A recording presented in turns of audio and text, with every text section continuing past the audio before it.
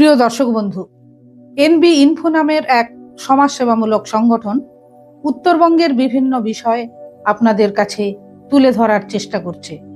এই এনবি ইনফোর পক্ষ থেকে আপনাকে স্বাগত জানাই। এখন যে আলোচনায় রয়েছি তা হলো নদীর তীরে গড়ে ওঠা শহরকে নিয়ে। মহানন্দার কোলে শিলিগুড়ি, তোরসার বুকে কোচবিহারের পর আজকের উপস্থাপনা আত্রেই নদীর তীরে বালুরঘাট শহরের কথায়। একটা শহরের প্রাণ থাকে কখনো ইতিহাসে, কখনো মানুষের ভাষায়, আর কখনো এক প্রবহমান নদীর স্রোতে। বালুরঘাট শহরের হৃদস্পন্দন আত্রেই নদী।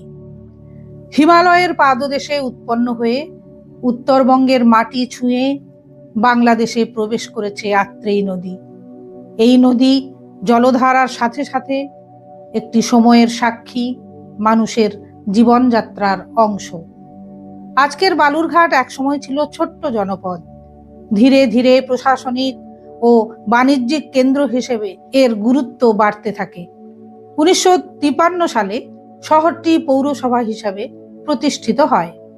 আজ শহরটি পরিচালিত হয় বালুরঘাট মিউনিসিপ্যালিটি দ্বারা।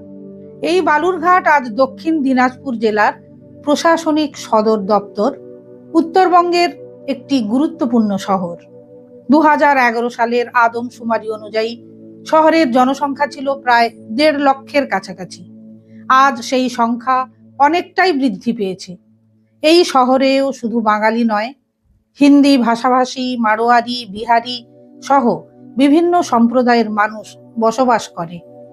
এখানের প্রধান ভাষা বাংলা, তবে হিন্দিও এখানে প্রচলিত। এভাবেই বিভিন্ন ভাষা, মানুষজনের বৈচিত্র্যই বালুরঘাটের শক্তি, আর আত্রেই সেই বৈচিত্র্যকে নীরবে বয়ে নিয়ে চলে। শহরের নাগরিক পরিষেবা, রাস্তা, জল, আলো, বর্জ্য ব্যবস্থাপনা সবকিছু দেখভাল করে পৌরসভা। তবে উন্নয়নের চাপ এখানেও সবচেয়ে বেশি পড়ে আত্রেই নদীর উপর। বালুরঘাট যোগাযোগের দিক থেকে বেশ গুরুত্বপূর্ণ। বালুরঘাট রেলওয়ে স্টেশন শহরটি মালদা ও উত্তরবঙ্গের অন্যান্য অঞ্চলের সাথে যুক্ত।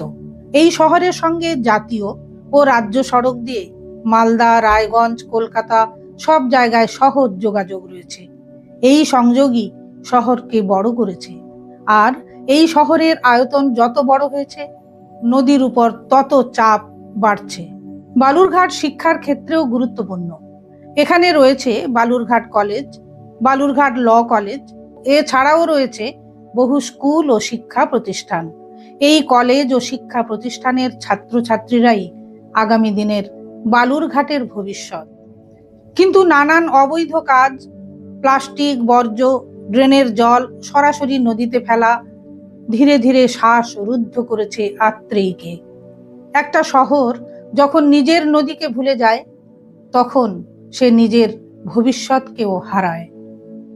তবু আশার আলো আছে। কিছু মানুষ এগিয়ে আসছে তাদের চোখে ভবিষ্যতের স্বপ্ন নিয়ে। অনুষ্ঠানটি উপস্থাপিত হলো এনবি ইনফোর পক্ষ থেকে।